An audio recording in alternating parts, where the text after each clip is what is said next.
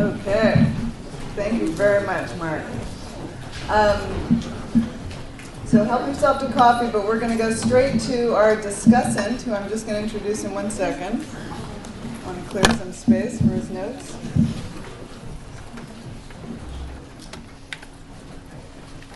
So as you just heard, that's an incredible amount of food for thought.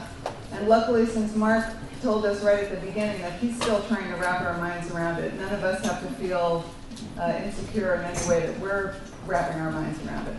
So we're very happy that Paul Rosenbaum has agreed to discuss Mark's presentation.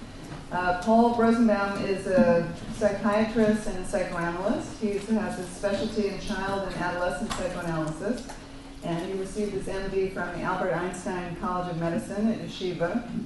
He's been on the faculty here at the York Psychoanalytic Institute for many years, and he's taught Freud to probably countless generations of candidates. So we felt that he would be really a wonderful person to talk about some of the conceptual aspects of Mark's perspective, and perhaps make also some links to how this might be clinically relevant in some ways. So we're really very fortunate that he's here to give us some discussion points before we go to a question and answer. So, Dr. Rosenbaum.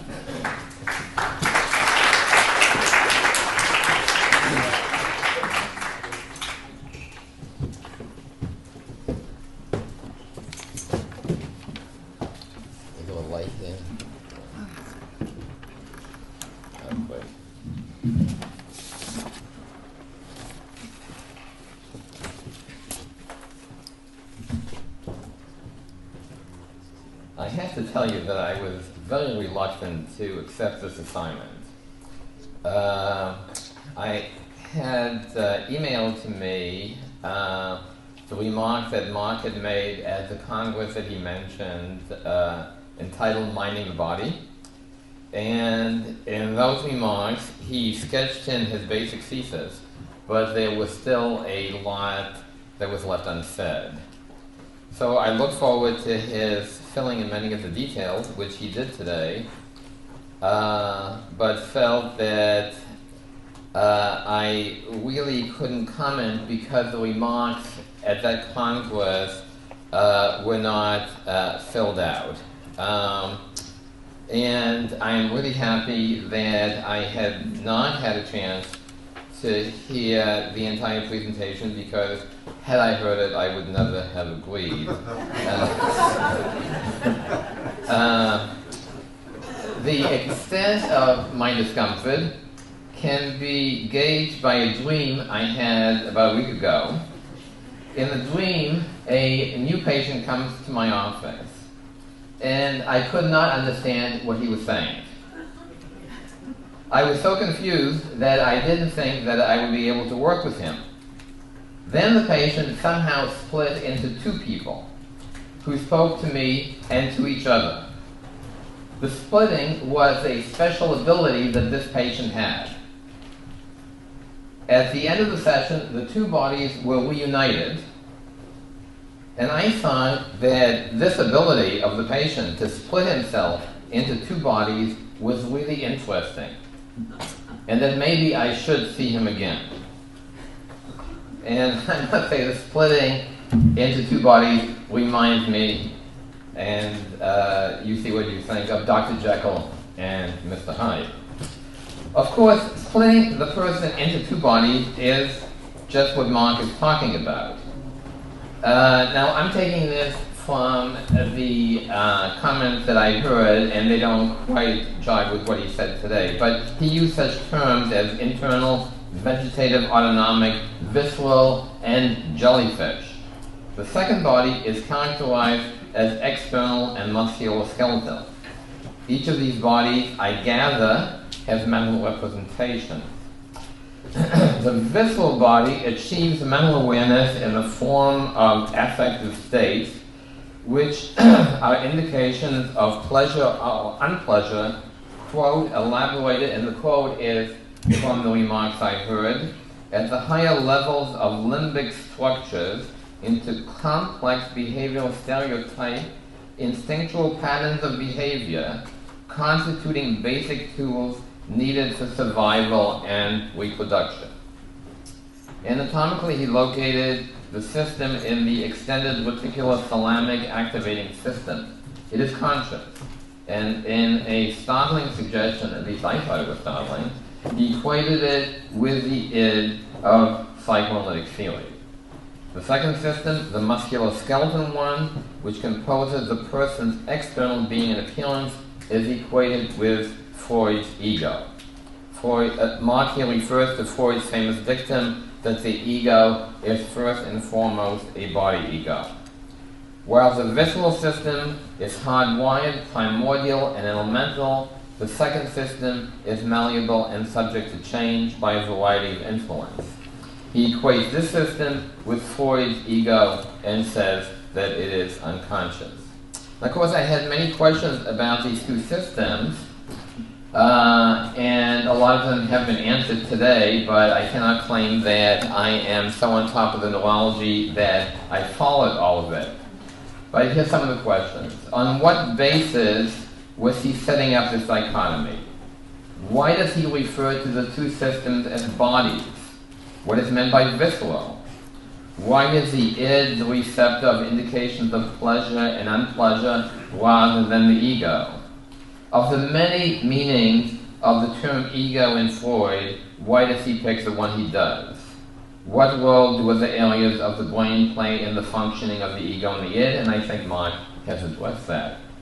How does one understand, and I quote here, the elaboration at the higher levels of limbic structures into complex behavioral stereotypes, instinctual patterns of behavior constituting basic tools needed for survival and reproduction? What did he mean by behavioral stereotypes and by instinctual? And behavioral stereotypes. It's my sense that instinctual behavior, even in animals, is hardwired to, so to speak, only to a certain degree. Doesn't what's innate have to be developed and implemented by learning? And as I was thinking about it, I wondered in this regard whether nest building in birds is, for example, entirely innate, or at least partially learned, and found this headline on the internet from a publication called Science News. Feathered friends are far from bird-brained when it comes to building nests. A Dr. Patrick Walsh from Edinburgh University has found that the male masked weaver bird in Botswana partially learns nest building from observation. So some birds learn how to build a nest from left to right by watching, I guess, their parents, and other birds, same birds, the other way around. And we already know that wild animals like lions brought up by people are often unable to adapt when released. Certainly when it comes to human beings, activities serving survival needs are not simply stereotyped, but require a long and complicated process of development as well as the presence of a social community. In regard to the other system, the musculoskeletal one, I had questions about why select just those two organ systems, and I think Mark has answered that. What about the role of other areas of the brain? He's talked about that. It's true that Freud said that the ego was first and foremost a body ego, the projection of a surface. This has to do with the representation of oneself in distinction to objects. But what is the role of other ego functions? Reality testing, object relations, the various defense mechanisms, and so on. I hope, and Mark did address many of these issues in today's presentations, as well as his reasons for identifying and amending Freud's conception of ego and id. I greatly admire him for taking a step so bold and innovative. Any attempt to merge the organic and psychoanalytic system presents considerable difficulties, and I will discuss some of them from the psychoanalytic standpoint. But the attempt to root psychology in brain functioning needs to be made, and Mark is to be commended for formulating an approach to what has always been an insuperable conundrum, namely the mind-body problem. It's not an easy thing to do. One of the difficulties for me, or one of the challenges I should say, is simply one of terminology. The same term may be used quite differently in psychoanalysis and neurology, and there may be disagreements within psychoanalysis about the definition of particular terms. For example, the term conscious is a good example of this issue. When a neurologist says that a patient is conscious, what is probably meant is that the person is not comatose. We can also use the term to refer to awareness, as I became conscious that there was another person in the room. In psychoanalysis, though, at least in clinical psychoanalysis, I think we mean something more, or at least something else. It isn't enough for the patient to become aware of something or to put that something into words. The person needs to not simply know something about themselves, but to acknowledge it, to make it their own. The difference is captured by the expression, he knows everything but understands nothing. It took Freud a long time to appreciate the role of resistances which stand in the way of the patients realizing what they may intellectually know. A corresponding challenge is presented by the term unconscious. From a neurological point of view, it's of course the opposite of conscious, namely comatose or concussed. In psychoanalytic theory, it was associated with the repression of memories unacceptable to the ego. The memory was no longer available to consciousness, and one can say that the patient had an amnesia for that particular memory. The mechanism for forcing and keeping the memory in that locale, referred to as the system unconscious, was repression. While repression has its neurological equivalent in amnesia, the same thing cannot be said about other defense mechanisms, such as projection, identification with the aggressor, denial, and so on. You know, and when Mark was talking, well, let me just finish this and I'll say that. Can one say that the warded-off content is unconscious in using those defense mechanisms as it is in repression? And as I said earlier, it is often the case that the patient is conscious of something but can't acknowledge it, can't make it their own. And, you know, I was thinking about the function of consciousness as Mark was talking, and it seems to me that one way of looking at it is that consciousness, the purpose of consciousness, is problem solving. And I can illustrate that by the way I ski. I'm a very good skier when I turn to the left. So much so that I'm not unconscious of skiing, but I don't have to bother being aware of what I'm doing. When I ski to the right, I have to think about what I'm doing. Squeeze with the toe, lift the little toe on the other side, and so on. Once I will have mastered skiing to the right, I will no longer be thinking about these things, and that knowledge will not be unconscious, but it won't be explicit, at least, in the same way. Another problem in setting up a match between the organic and psychoanalytic realms is that concepts such as ego and id are the products of long and complicated histories in the development of the theory as formulated by Freud and his followers. A term such as ego has different meanings at different periods in the theory and lacks the precision one would wish for in equating them with biological systems. In making such equivalences, it would be helpful to review the history of these concepts and to indicate how they are being used. I can only do so briefly here in order to give you a sense of the complexity of the issue. The idea of the ego probably derives from the classical opposition between reason and passion laid out by Plato and then by Aristotle. The Republic can be read as a model of the mind in which the wise philosopher kings keep the passions of the masses from wreaking havoc. In his use of the term ego, Freud draws on this model. The ego is thought of as a reasonable part of the person, not necessarily logical, but vernünftig, he says, which I think means reasonable. I do sometimes think of that ego as a good citizen wearing a sensible suit.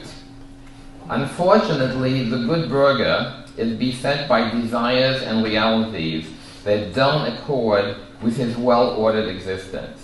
To some extent, he accommodates to these forces, and to some extent he tries to escape from them. But when he pushes out the door, comes in through the window, and he falls back on various maneuvers, such as repression, but also deception, lies, distortions of realities, wishful thinking, and general bullshit, which distort his normal personality. And I do think that Anna Freud should have included bullshit as one of her defense mechanisms. And the reason that I say this is because people can tell you something that is totally true and hope that you will not believe them. And this goes for themselves as well. So just making the unconscious conscious and putting into words doesn't mean that one really gets it or that one means it. And these maneuvers don't fit into a simple model of amnesic repression. Now, Freud used the term ego differently at various times. He sometimes means the normal personalities. At other times, he's referring to the mechanisms the person uses to defend against unwelcome wishes, ideas, and realities. There's also the way the personality is created through identification, as well as all the skills the person develops in order to find satisfaction, cope with life's many challenges, and avoid what's unpleasant or unacceptable. Now, in regard to those ego functions, reality testing and all that, a big controversy broke out right here at this institute in the 1950s and 60s. Heinz Hoffmann and his fellow ego psychologists held that they were ego functions that either from the beginning or through a taming process were no longer bound to conflict. This was called the conflict-free sphere of the ego. This was important to Hoffmann because he wanted psychoanalysis to become part of a general psychology. This movement was strongly opposed here by Arlo and Brenner, who insisted that all meaningful activities were basically compromises between the aggressive and sexual aspects of the Oedipus complex and the ego, which opposes those wishes. There was no conflict-free sphere. Everything was conflict and compromise, and all was Oedipus. Eventually, Brenner abandoned the structural theory altogether, and all that was left was conflict, unanchored in agencies, sort of like the Cheshire cat that disappeared, leaving only the smile. The reason I go over this is to give you an idea of how difficult and controversial such a concept as the ego has been, so that one relates a concept like the ego to an organic structure or set of structures. One has, I think, to take all this into account. I could give you a similar account of the complicated history of the various conceptions which led to the 1923 notion of the id. I'll limit myself to notice how many ways Freud has of talking about aggression. As early as a dream book, aggression relates to hostility and rivalry as we think of it. The concept becomes associated with the self-preservative instincts of the ego and is expressed through the musculature, which is something that Mark mentions. That aggression, when associated with sexuality, and here, for you who are not analytically versed, I know this is kind of gobbledygook, but it doesn't matter. I'm just trying to give you a sense of how complicated this is. That aggression, when associated with sexuality, in inhibition symptoms and anxiety results in either masochism or sadism. Then, in 1920 and beyond the pleasure principle, aggression is now a derivative of a cosmic force, the death instinct. And in the ego and the id, aggression contributes to resistance to analysis in the form of a sense of guilt, which, though unconscious, resides in the ego. Unconscious, ego, Mark Solms. Here again, I'm trying to point out how complicated and changeable these terms are. On a more fundamental level, there's a question of how literally to take such concepts as ego and id. These terms have so much become parts of our thinking that we can be forgiven for treating them as real things rather than as concepts, as imaginary companions. This gets to a danger in model building. There's the temptation of treating the model as if it were real, as if we have a mind and a body or a brain, and they're kind of, real in their own way. And for Descartes, what happened? The pineal gland was where one substance turned into another, the mind stuff into the brain stuff. To better illustrate what I mean, it's worthwhile going back to the origins of analytic theory. Psychoanalysis began with the treatment of hysteria, with so-called conversion symptoms. The patients, often women, had physical symptoms that could not be accounted for medically. Freud proposed several formulations to explain these conditions. One of these models was based on what happened when patients contract an infection, such as TB. There was an initial event which the person's ego finds unacceptable. Memory of the event is, quote, repressed into the unconscious. The traumatic event is treated as a foreign organism which is insisted in the unconscious and does not yet cause symptoms, analogously to the incubation period of an infection. At what he called an auxiliary moment, the traumatic memory is revived, and because of its incompatibility with the ego, it now expresses itself through the body in conversion symptoms. This is the infection proper. Here's how he describes the process. Our pathogenic psychical group does not admit to being clearly extirpated from the ego. Its external strata pass in every direction into portions of the normal ego. This incidentally points to Freud's idea about the ego at the time. The ego stands for the normal part of the person. He goes on. The interior layers of the pathogenic organization are increasingly alien to the ego, without there being any visible boundary at which the pathogenic material begins, in fact. The pathogenic organization does not behave as a foreign body, but more like an infiltrate. This view is echoed in 1923 in The Ego and the Id, in which he writes, the ego is not sharply separated from the id. Its lower portion merges into it. That is to say that they are not sharply separated agencies. He says, it is easy to see that the ego is that part of the id which has been modified by the direct influence of the external world.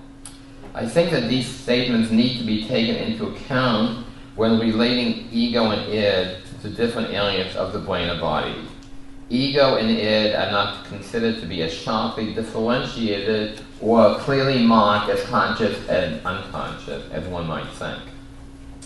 Now, back in the studies on hysteria, which I'm going back to, in regard to the model of the infiltrate, he says, I am making use here of a number of similes. I think maybe he means metaphors, I'm not sure. All of which have only very limited resemblance to my subject. I am in no danger of overestimating their values. In 1923, he similarly writes, and this is in The Ego and the Id, the state of things which we have been describing can be represented diagrammatically, though it must be remarked that the form chosen has no pretension to any special applicability, but is merely intended to serve for purposes of exposition. What he seems to be saying is that this is merely a model, But when you look at the diagram in the ego and the id, what you see is what looks very much like a brain. So it's easy to go from conceptual to the concrete. And I think that that's a danger. Things are not quite... let me go to Groote in his section of studies on hysteria. He downplays the value of a model, in this case a neurological model. He writes, if instead of idea we chose to speak of excitation of the cortex, the latter term would only have any meaning for us insofar as we recognize an old friend under that cloak and tacitly reinstated the idea. For while ideas are constant objects of our experience and are familiar to us in all their shades of meaning, cortical excitations are on the contrary rather in the nature of a postulate, object which we hope to identify in the future. The substitution of one term for another would seem to be no more than a pointless exercise. Accordingly, I may perhaps be forgiven if I make almost exclusive use of psychological terms, which needless to say he did not do. His discussion is replete with references to excitation and discharge. He makes an analogy between the ego and an electrical grid over which the excitation is evenly spread. Again, I want to stress that there's nothing wrong with this kind of model building as long as we keep in mind that we are talking about an analogy rather than a reality. There is no electrical grid. There is no ego in any concrete sense. But I do think that these conceptions tend to be taken literally. What happened after the studies on hysteria is that Freud embarked on the Project for Scientific Psychology, which Mark has alluded to, in which mental functioning is discussed in terms of neurons and energy. In the introduction, he writes, the intention is to furnish a psychology that shall be a natural science, that is to represent psychical processes as quantitatively determinate states of specifiable material particles. One, what distinguishes activity from rest is to be regarded as Q, that is energy, subject to the general laws of motion. The neurons are to be taken as material particles. What we have here does not sound like an attempt to create a simile, but to describe mental functioning and neurosis in terms of the actual brain. True enough, Freud abandoned the project, and it was not published in his lifetime.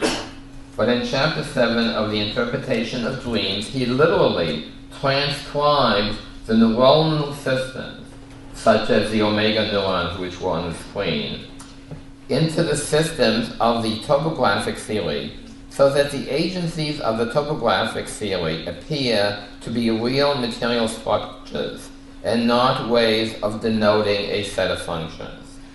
I believe that notwithstanding Freud's cautionary statements, it is difficult to keep ourselves from thinking of such agencies as structures of the mind, when in fact the mind is a construct, and the agencies are models that concretize functions that are not all that distinct and separate. The same ambiguity between the conceptual and the concrete applies to the concept of libido. In the paper of Group Psychology, he says, we call by that name the energy regarded as a quantitative magnitude, though not at present measurable, of those instincts which have to do with all that may be compromised under the word love. I think here, when he says something like this, we are going from simile, if not to the real, then at least to the almost real.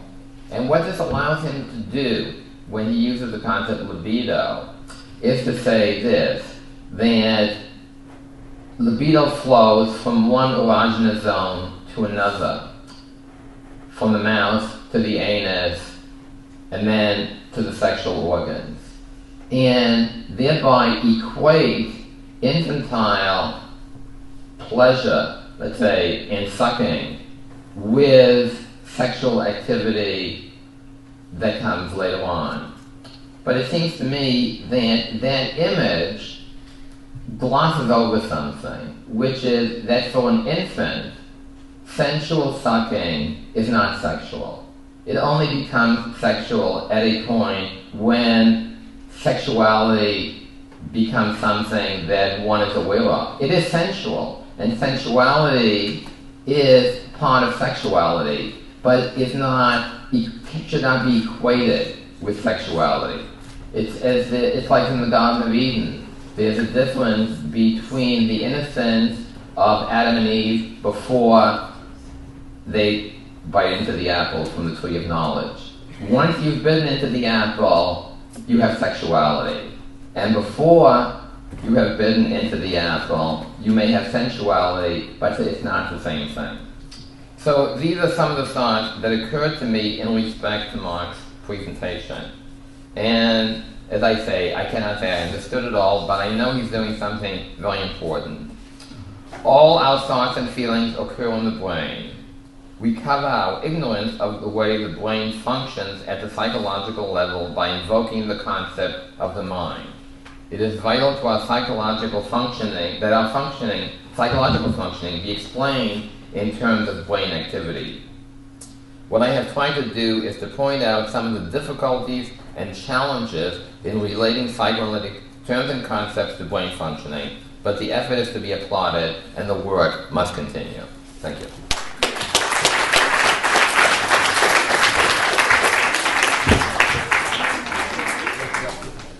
Thank you very much indeed for those extremely interesting and thorough comments.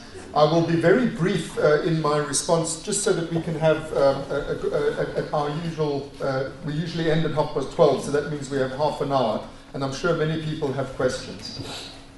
As Dr. Rosenbaum acknowledged, most of the questions that he asked toward the beginning of his discussion, arising from my presentation in Berlin, are the very questions that arose in my own mind from the presentation in Berlin, and so I have begun the process of trying to address those questions. So I won't reiterate the answers to the specific questions now, except to say that I do agree that it is essential for us to have a thorough understanding of the history of psychoanalytical theory building. It's not something that happened one day that Freud suddenly had an idea called his theory of the mind. It's a very complicated process of theory building which richly rewards close study, richly rewards us in 2011. And I have immersed myself in Freud's writing and been richly rewarded by it. And I believe that this will be useful to the development also of the neuroscientific models of the mind that I alluded to at the end of my presentation, that we are now having to develop as we have recognized that the brain is not just a computer or a machine, but rather a sentient, affective, instinctual, motivated being in the world. As regards all the difficulties with the different meanings of superficially similar words in the two different disciplines, I absolutely agree that this is a cause for a great deal of confusion and conceptual slippage. But in my experience, the serious, sustained, scholarly attempt to integrate these different vocabularies has as a consequence a sharpening of the concepts. I think that the concepts that emerge out of the gap between the existing terms and concepts are better concepts for both fields. This leads to the major question that Dr. Rosenbaum mentioned toward the end of his discussion, which I would like to spend just a few minutes on, which is this problem of reification and the idea that the id or the ego are real things. I want to state as clearly as I can my position on this, because I think it's absolutely fundamental to everything that I'm trying to do and that we're trying to do in neuropsychoanalysis. There are two real things. I don't think either of these is a fiction. And at one point I thought Dr. Rosenbaum said right at the end that the latter is a fiction, and of course it's not. There is the brain and there is the mind, and they are both real, by which I mean they are empirically experienceable phenomena. There's a thing called the brain. It's in the world. You can poke it and cut it up and measure it. and what not.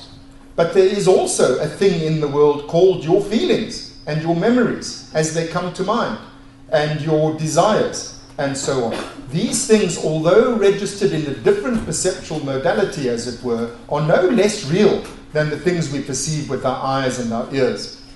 They're perceived in a different way, which brings with it all sorts of difficulties, but they exist. I'll say it as concretely as I can. Feelings exist, no less than colors or sounds. And we make a gigantic mistake, especially in organic psychiatry, if we think otherwise. If we say a patient killed himself because he couldn't stand the feelings any longer, that means something. It has dramatic physical consequences for the organism. It couldn't stand the pain, so it killed itself. To translate that into it had low serotonin levels is an absurdity. It didn't kill itself because it had low serotonin levels. It killed itself because it couldn't stand the pain. And if you can't tolerate acknowledging that the brain exists alongside things like feelings of pain, and that the feelings of pain have causal consequences for how this thing works, if you can't bring yourself to recognize that, you're going to make gross mistakes in your understanding of how this part of reality functions.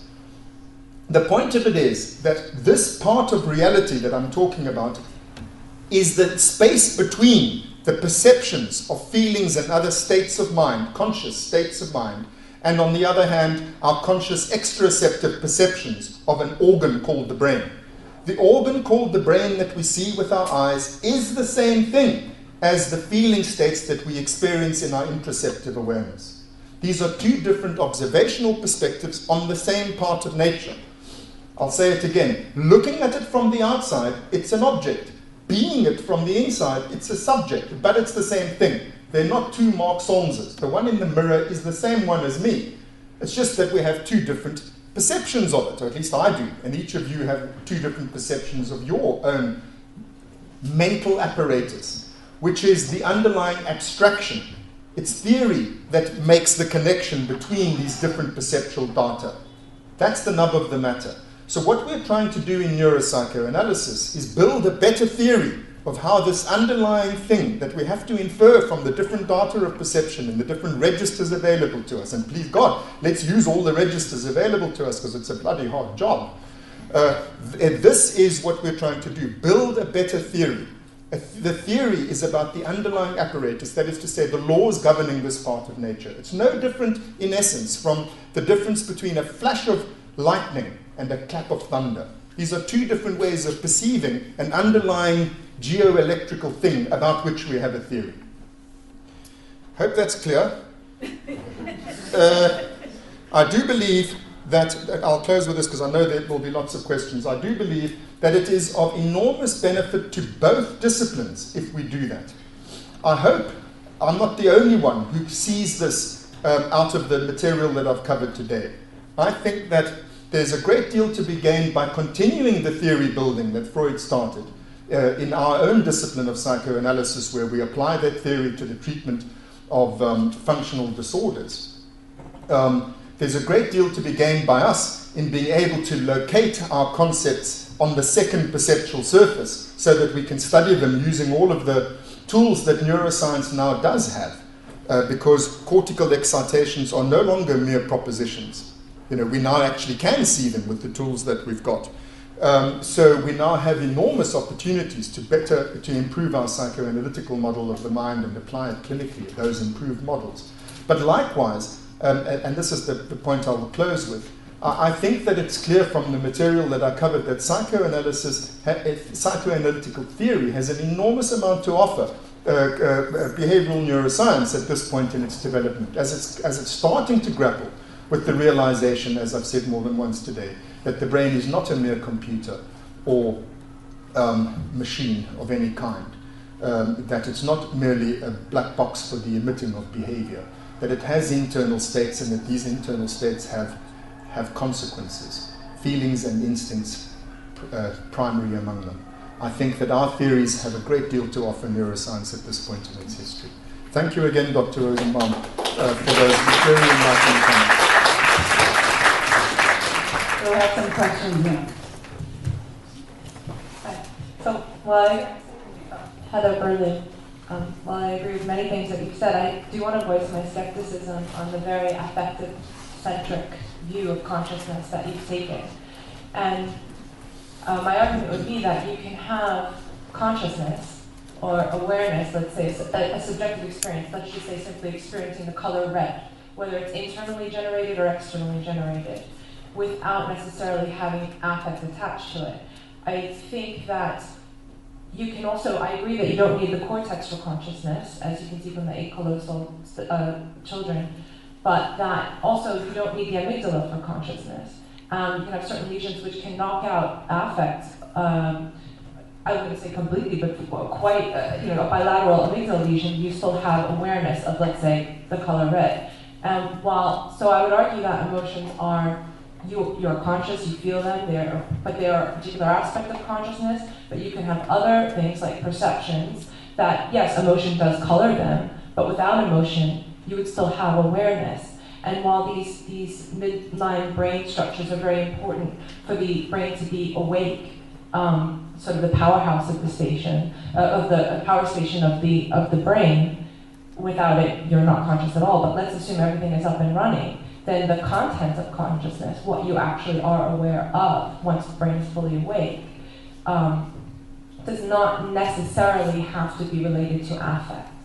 So I just wanted to voice some of that skepticism. And while you cite people like Damasio and Panksepp, who obviously have this more effective point of view, there are other people out there who, perhaps Rolls or maybe Giulio Tononi, who look at a more information processing kind of view of the brain, who would argue that you don't necessarily need affect to have conscious perception. Mm-hmm. So thank you for that. Just to start with the last point first, of course there are many people in behavioral neuroscience who still are having great difficulty accepting the enormous change that is necessary in behavioral neuroscience. And I think that the data that are being brought to our awareness by Panksepp and Damasio and others represent the need for a sea change in neuroscience.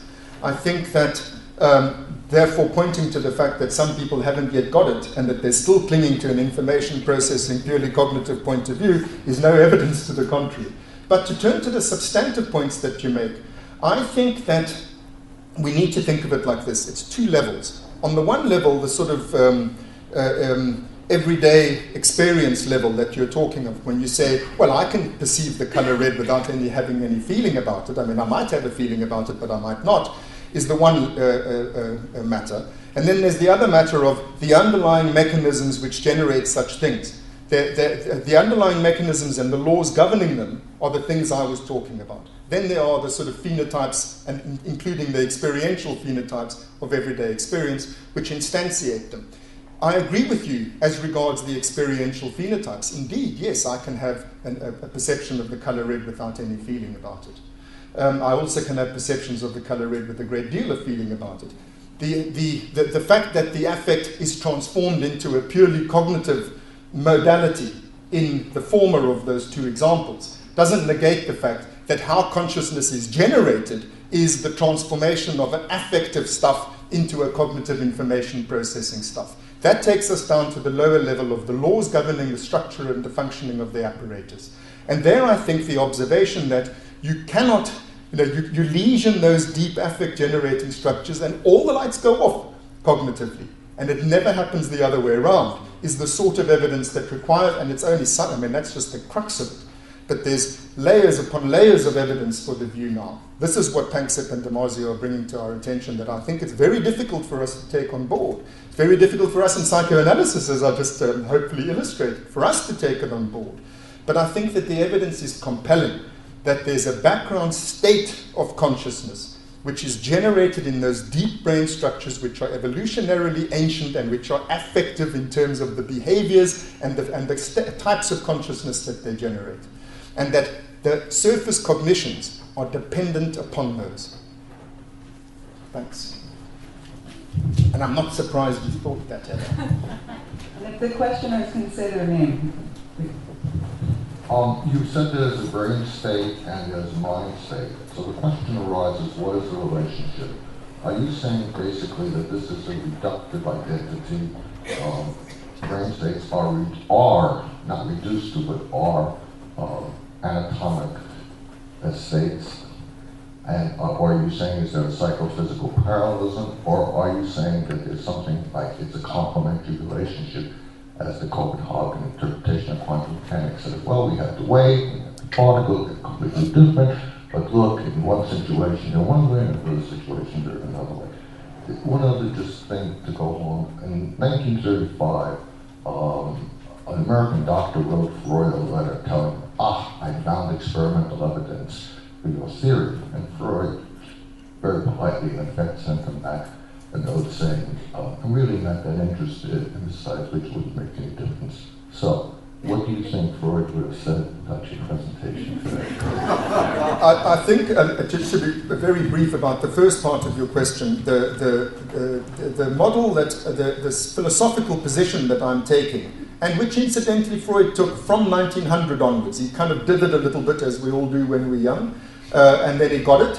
It was a dual aspect monist position. Dual aspect monism, that was Freud's position. It's not reduction of mind states to brain states, or of brain states to mind states, but rather seeing these as two aspects of an underlying reality which isn't perceived as either of those. It's only perceived as those two things, but it isn't in its essence either of the two perceptual registers of it. These are perceptual registrations. The underlying thing lies behind perception and integrates, like I said about the geoelectrical theoretical thing that explains how we hear something and we see something when there's a clap of thunder and a flash of lightning. Dual aspect monism, non-reductive. And I think it's very important for the advance of our field that we recognize. In philosophy you can do what you like. You can choose whichever position you want, but that one works in an everyday, simple way, which is the picture that I painted for you just now. When I wake up in the morning, I feel myself to be me, and when I look in the mirror, there I am, same guy. I don't think there are two of us. There must be some monist thing that combines those two things. And I don't think that, if anything, if you heard my talk today, you'll see that I think that the mind state, the subjective perception, is, if you're wanting to reduce one to the other, I'd say, well, that's the perceptual sort of glue that binds the external observations of things, of material objects in the world. Turning to the experimental evidence thing, I would have agreed with Freud, in terms of the experimental evidence that was brought in. And there's tons of experimental evidence, experimental psychology evidence for or against all kinds of denuded and misconstrued versions of Freudian theory. You try and do experiments about these extremely profound things that, lie at the heart of the nature of the mind, and you do a silly little thing in your, third year Sci 301 or whatever it's called, research project, and you find these piffling little findings which are so far removed from the questions, the big questions that the theory is about, and they so distort the nature of the mental processes that the theory is about in order to make them fit into the little boxes of experimental psychology. That's, I think, why Freud had that kind of attitude. But what we're talking about here is something much more powerful, much more profound, which has the potential to cut to the heart of the matter, as powerful a tool, and I'm meaning by a tool, the range of tools that modern neuroscience has at its disposal, in terms of cutting to the heart of the matter of how the mind works. It offers precision and measurability and experimental control, which subjective experience doesn't. And subjective experience, which is the experimental setting, if you will, the controlled observational setting of psychoanalysis, has made an enormous contribution. And this is what I'm trying to make my neuroscientific colleagues understand, that you learn profoundly important things about how that part of nature works by looking at it from the second point of view that is available to us. What do the feeling states tell us about why the thing is doing what it's doing? But it also has a great many drawbacks. There's a lot of problems with subjective experience when it comes to experimental control and the canons of science. And so this is why I'm saying we need to do both. I very much doubt that Freud would have poo-pooed my talk today with all humility. Next question is back here. I'm Chris Seeker, and this is complex material to try and wrap one set around, but I have some at least partially formulated questions. I tend to agree with Heather Berlin that I have trouble thinking that you have to have affect in order to do anything. Do you see because you open your eyes and it's pleasurable to see, or do you see because you have eyes and you open them? That's one thought. But the other issue I find it hard to keep track of is energy, because you're not really talking about calories, and I think the question of energy, salience, and motivation to me kind of blend together. So I was thinking, for instance, when someone is depressed, everything seems to lose its salience, you don't care about anything. If someone's anxious, maybe everything is too salient and you can't stop it. But I'm not sure that the goal is to get rid of everything salient into a kind of nirvana. So that's not a very clear question, but I guess my question has to do with what is energy and how do you relate it to motivation. Well, that's not your question. There are two questions. The first is Heather Berlin's question restated, and the second one is the question about energy. So I just want to say, because obviously I didn't succeed in my answer to Heather, I have to say something that I said to her again. I agree that it's possible in the phenotype of the everyday experience to have the experience of I am looking at red and feeling nothing much about it. You know, probe that as a psychoanalyst. I think you might find that there's a lot more that you're feeling at that time than you're fully reflexively aware of at that point in time. But I'll even just leave that aside and let's say, okay, yes, there are states. Hartmann wrote about them. Let's give him that. There are states in which the affective, the drive derivative aspect has been completely neutralized, and it's a purely, exclusively cognitive state. I'm happy, in theory, to say such a fiction can exist in reality. That doesn't actually detract from the argument that it is transformed affect, that has been perfectly transformed into pure cognitive, representational, information processing stuff of the kind that the ego is so wont to do. And the id, in that unique instance, has been totally transformed into ego. But that doesn't detract from the underlying structure of the thing and how it works, that what the state of consciousness is affective. Now, in a presentation like this, I don't have the time. You wouldn't want to give me the time to go through all of the evidence for why I'm saying these are affect-generating structures. But there is evidence galore. Evidence galore, comparative anatomical evidence, physiological evidence, behavioral evidence, neurochemical evidence, ethological evidence, evidence of every kind under the sun, you know, that has led to the view that these structures that generate the background state of awareness also generate our affective states. That's a big breakthrough, and we all got to come to terms with it. The second bit about energy, it's in a way it relates to the last point that Dr. Rosenbaum made about reification. You see, there is a thing in Freud called psychical energy, and this is a theoretical thing. You know, it's like gravity. You can't see it. It's an inference. It's an abstraction. It's saying that in order to make sense of all the perceptual data, in order to make sense of it, I have to infer that there's a certain kind of force at work behind perception, beyond what I can perceive with my miserable sense organs. I have to infer that beyond that, there's some underlying force, and I'm calling it psychical energy. And it was no small act of bravery for Freud, who was well schooled in the most right-wing school of medicine imaginable, to say, I'm going to have to, infer this thing, which is not the same as nervous energy, not the same, that is to say, as the nerve impulse that you can measure.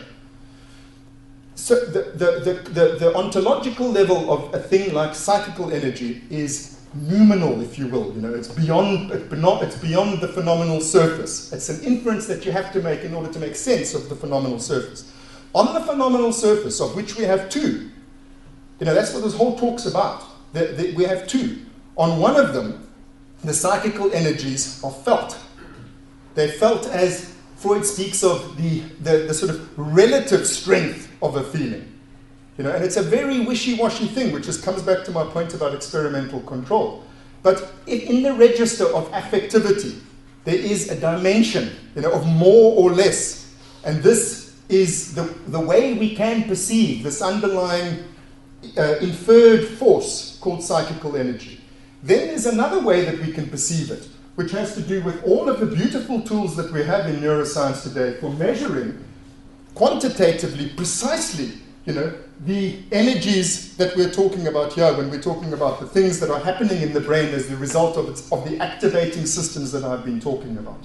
There are all different ways in which it can be measured, from fMRI methodologies through to electrophysiological methodologies. This is the great strength of the thing. This is the purpose, the point of saying, hey, you know what? These are the same thing.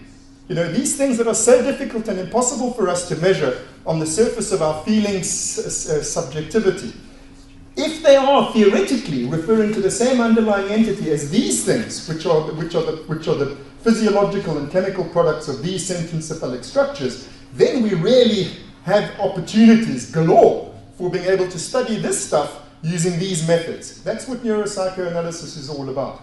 So the energy concept is metaphysical, metapsychological. That's what Freud said. He wanted to turn metaphysics into metapsychology. What that means is I want to turn it into something where I can do science on it. And that's what this is all about. I agree. Hi, I'm Robert Smith. I'm an analyst here. Teach the course on ego and the id. And I just want to talk about the clinical usefulness of the concept of the body ego.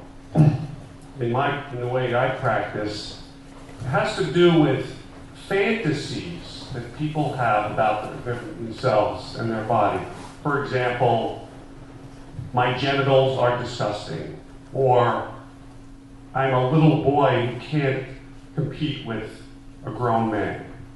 So those would be very useful to analyze, and they help lead to changes. Now, in the way you describe the body ego, it seems to me that these unconscious fantasies contain, as in Freud's model, wish, defense, and they're so compromised formation, so that what is in the cortex eventually is not simply, sort of correspond to that of use to us as analysts, is not a map of the body, but more of a fantasy that has incorporated information from the brain, upper brain stem, as well as the cortex. That's my thought about it. I'm curious what you have to say. I think that any complex mental product of the kind that you're talking about, that is to say the sorts of things that we see in our clinical practice, like the unconscious fantasy structure that you've just described, which relates to a whole life history, that's a composite thing. I don't think that a composite thing like that is derived from either the one or the other surface of perception. I think that indeed, just to make the point that I think you're in a way trying to make, that the bodily ego, an individualized, personalized bodily ego, my sense of my own body, my image of my own body, is of course going to have, at the one extreme, it's going to have this kind of perceptual data of the kind that I'm talking about in the very, very general sense that applies to the structure of every human mind, which is the same thing as to say every human brain. Then when it comes to the individual use of that information and the individual quality of the information, what actually happened in that person's individual life, it's going to have to be brought down layers upon layers of the way in which the representations work in that individual, that actual one personality, which is going to be bringing it into connection with, as you go through the narcissistic sort of things that you're talking about and the drive derivative things that you're talking about, it's going to become as much influenced also by the id-like drive forces that I've spoken of. So that you end up with something like in the nature of a compromise formation, as you say, where you have an image of your own individual body. I've got a small penis, which is partly objective maybe, although as it happens, just about all the men think they've got small penises. So there's something that's coming from the subjective side too. And that kind of compromise formation is the great, that's psychoanalysis' great contribution to recognizing, that the thing isn't a simple matter, mental life. All that I'm saying here is that, the affective charge, the feeling state, in what comes to mind in the patient. We need to recognize that the sorts of things that we're dealing with in our psychoanalytical consulting rooms, and when we start trying to unpack the whole model of the mind that lies behind it, these are reflexive states. The patient says, I feel like this about my body. And that's a very complicated derivative thing. The reflexive state of the patient is filtered through all of this stuff that I was talking about over there. And it's very far from being an elemental thing. He's having a state of consciousness. And in a way, this is what Dr. Rosenbaum was talking about when he said the patient might consciously know something, but they don't own it. I think that we need to go through all of these kinds of theoretical gymnastics to be able to properly understand what we're dealing with when we say the patient feels this about themselves. And as I think Einstein said something about, if you want your theory to be simple, but no simpler than it is. You don't want it to oversimplify things. And so unfortunately, our model of what a mental state, a conscious mental state is, has to be complexified in terms of all of these layers. And I think that that's much more important for neuroscience than for us. I think we get it probably a little bit more easily than they do. I've said more than I think you wanted to hear. So there's a question back here. I'm Maggie Zellner, and so I just wanted to say two things that relate also to what you just raised. So first of all, if you blow up the brain like a balloon, you'll see that the sensory motor strip goes directly down into the posterior insula, so that the network of neurons that are representing the external body are in direct communication with the interoceptive representation. And that if you look at what's called a resting state network analysis, which is how the neurons are talking to each other when we're not doing anything, that whole strip is very active together. So that's an interesting thing, that at the level of the cortex, they're actually quite integrated. Then also in terms of if we looked at all of the different parts of the brain that Mark was talking about, and you mapped out the connections, it would look like the most complicated highway system, because almost every area is talking to almost every other area. So that in a moment-to-moment lived experience, what you're motivated for, what you're afraid of, what you're remembering, what you're intending, all of that is getting integrated on a moment-to-moment basis, and then the outcome is something complicated like a fantasy. So with all that said, Mark, because I'm still really trying to grapple with this myself, and I wonder if you've had time to think about and say anything about the implications of awareness in the psychoanalytic treatment, along the lines of what Paul was talking about, that just intellectual understanding, generally speaking, doesn't lead to change.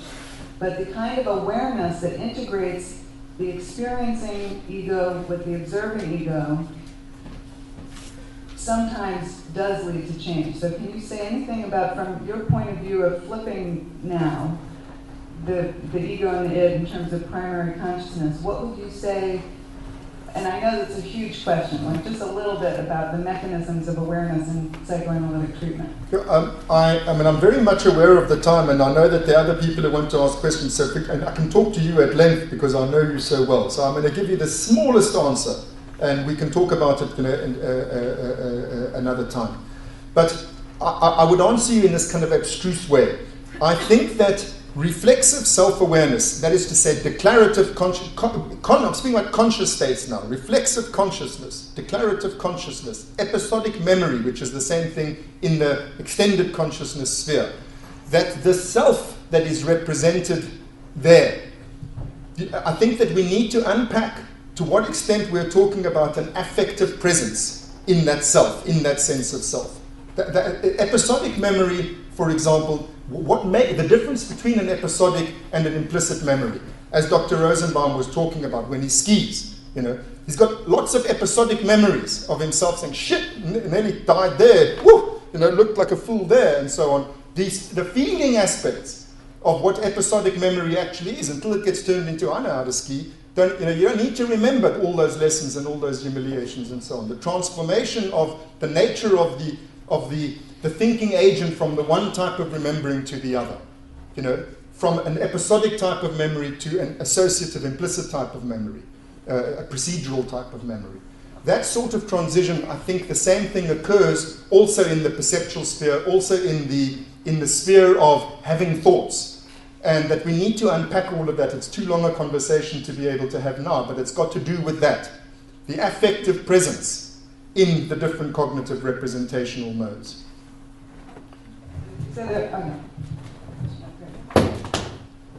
I think to recognize that the self in episodic memory is an affective thing, goes to this question that we've been talking about. You know, it's a feeling.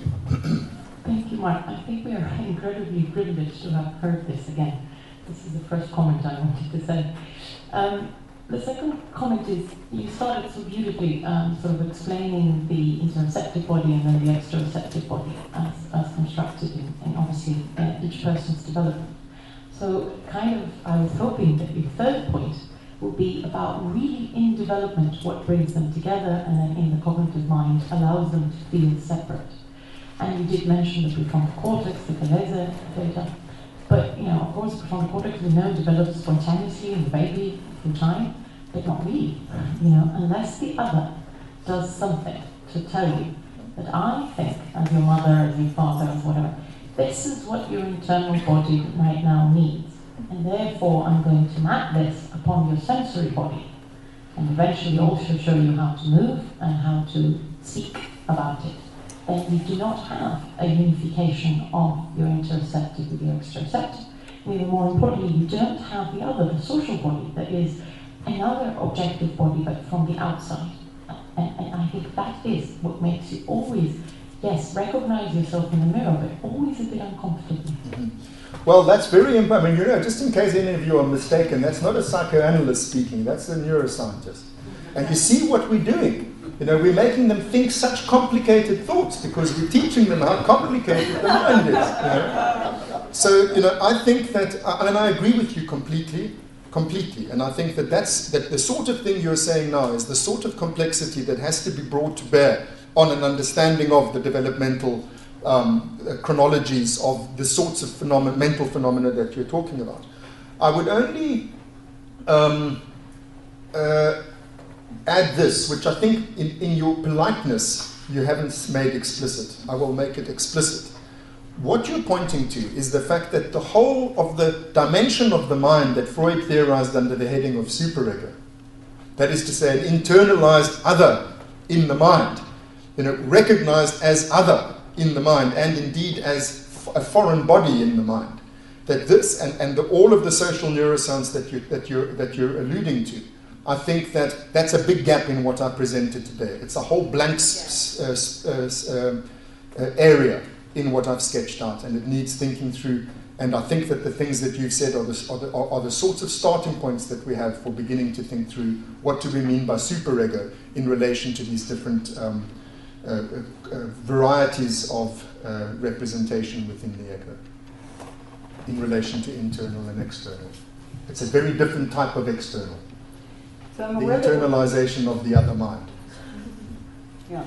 So I want to say, first of all, this is absolutely not going to be our last event addressing this particular topic, that we will have other public forums because there's going to be so much interesting material to process. So since we're kind of running late, I wonder, Mark, do you want to choose the last question, or should we go? Well, since Gary Fodor came from Cape Town, let's hear what he wants to say, then we'll stop. I'm not a shell. Huh? I just wanted to thank you. I'm not a neuro anything. I'm not a psychiatrist. I'm a cultural historian. And a mensch. And a mensch, because you're being nice. And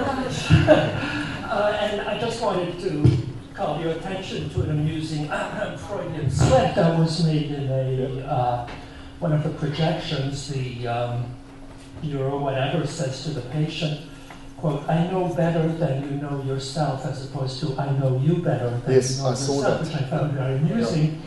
The second point, hopefully more serious, is I have to say I was absolutely flabbergasted by your awareness of Freud within his social and historical context. I think towards the end of your lecture, as you described where you felt you were moving, it very much seemed to me to describe not only where Freud was moving, but where much of the culture of Red Vienna to which he belonged was moving. I need not refer, for instance, to Wittgenstein, since I think there's been plenty of word games brought up in this session. But I would also like to mention on the other spectrum, someone less known, like Victor Adler, the son of the founder of the Austrian Republic, who wrote while he was awaiting execution for assassinating the war minister a piece on the influence of Mach on philosophy and on political action. And I did note in your responses the awareness of the difference between the noumenal, the phenomenal, and Machen philosophy, as well as Wittgenstein's ideas about black boxes and so on forth. I simply wanted to thank you. Thank you very much. That's very kind of you. I wanted to say, when I said at the very end of my talk that we're in the middle of a golden age of neuroscience, it's precisely for that reason. You know, it's by no means unusual in neuroscience today to find people are a little bit more aware of things like the history of ideas and the philosophy of mind as it impinges upon their neuroscience. It's a wonderful situation that we haven't had for just about 100 years before. So thank you. There's a last question there. Did you want to give one last question? He also now mentioned Vienna. This guy's from Vienna, but he traveled from Cape Town. Okay, my name is York Psychoanalytic. I'm the one with the ringtone. Come on, buddy, pick up the phone. Yeah. I'm listening to you today and thinking of that difficulty that always exists with imagining the two representations of oneself. Mm-hmm. And you explained today that the same apparatus with which we perceive and represent objects in the outside world is the one where we perceive ourselves and represent ourselves as objects in the outside world. I came to the conclusion there is no such thing as a representation of myself in the outside world. There is only myself as an object in the outside world interacting with other objects in the outside world. That is the thing. It seems to me very important that it is me as an outside object interacting with other outside objects. And so that the representation that exists for myself today is assembled by innumerous memories of how I as an object in the outside world interacted with other objects. The reason for that being that this is how I know how I have to go about fulfilling my needs. So there is, and the neuroscience and the imaging, so this is a special case of what you said. In neuroimaging we can see the energies, so to say. This is a special case of an interaction of tissue with the examining machinery. It's again a representation of an interaction, not the thing itself. Okay. So this, dort sagt man, ich stimme zu. I agree with you, as you can see from this, and what you're saying also touches on what Katerina was saying, and I agree. So thank you very much for your patience with this complicated material.